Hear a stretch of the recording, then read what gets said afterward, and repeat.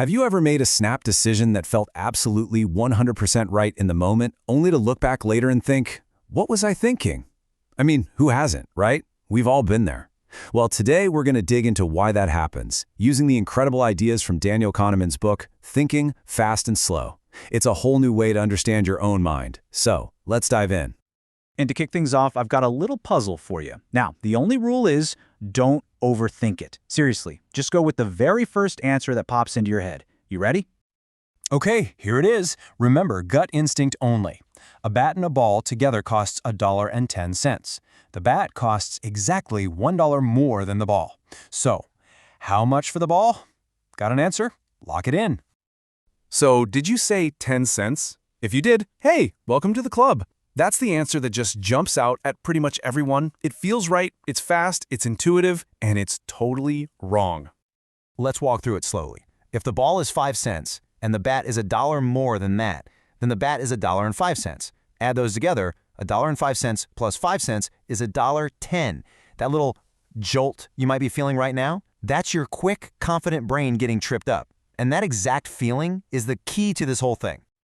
So what on earth just happened inside your head? Well, Kahneman gives us this amazing way to think about it. He says to imagine there are two characters running the show in our minds. He calls them System 1 and System 2. System 1 is the star of the show. It's your gut reaction. It's fast, automatic, and totally effortless. You don't even feel it working. This is the part of you that yelled 10 cents without a second thought.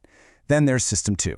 Think of this as the cautious, deliberate sidekick. It's your conscious mind, the part that can actually solve problems and do math. But here's the catch. It's slow and it takes real effort, which is why it often just goes along with whatever easy answer System 1 serves up. And this quote from the book just nails it. System 1 is basically a storyteller that wants to believe everything. System 2 is supposed to be the skeptical fact-checker. The problem is, checking facts is hard work. And System 2 is, well, often busy and kind of lazy.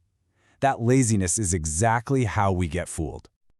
So this leads us to one of the biggest and, let's be honest, most dangerous habits of our fast-thinking System 1. It's an absolute machine for jumping to conclusions. Kahneman has this fantastic acronym for it, YSIAT. It stands for What You See Is All There Is. It's a mouthful, but the idea is simple. Your System 1 takes whatever information is right in front of it and builds the most complete story it can, completely ignoring all the information it doesn't have. It acts as if the little bit it sees is the whole picture. Here's a perfect example of YSIAT at work. Suppose someone tells you about a candidate for a leadership role, and all they say is, she is intelligent and strong. Boom. Instantly, your System 1 fires up a positive story. You think, yeah, sounds like a good leader. But notice what your brain didn't do. It didn't stop and ask, wait, what else should I know? What information am I missing? It just took the two pieces it had and declared the puzzle finished. Okay, so we jump to conclusions. No big deal, right? Well, it becomes a huge deal when we have to make decisions about gains, losses, and risk. And this is where things get really wild. A huge concept from Kahneman's work is something called loss aversion. And it's one of those ideas that's so simple, but it explains so much about us. All it means is that the pain of losing something feels much more intense than the pleasure of gaining that exact same thing. How much more intense? Well, the research suggests it's about twice as powerful. Think about that for a second. For most of us, the fear of losing $100 is way stronger than the excitement we'd feel from winning $100. This one little quirk explains a ton of irrational decisions we make, especially with money. Let me give you a classic example of this. You paid $50 for a concert ticket. The day of the show comes, and a massive blizzard hits. It's dangerous to be on the roads. Do you go? A surprising number of people would say yes and risk it. Why? That $50 is already spent. It's a sunk cost. The rational choice is to weigh the fun of the concert against the risk of the storm. But because we hate the feeling of losing or wasting that money, we'll make a potentially terrible choice just to avoid the feeling of a loss. So at this point, you might be thinking, great, my brain is basically a mess of shortcuts and biases run by a lazy supervisor. Is there any hope for us? Well, yes, absolutely. But the solution isn't what you might think it is. The big takeaway here is not that you should try to get rid of your fast, intuitive System 1. You couldn't even if you wanted to. We need it to survive. The real power, the secret weapon, is to just learn the language of these mental errors.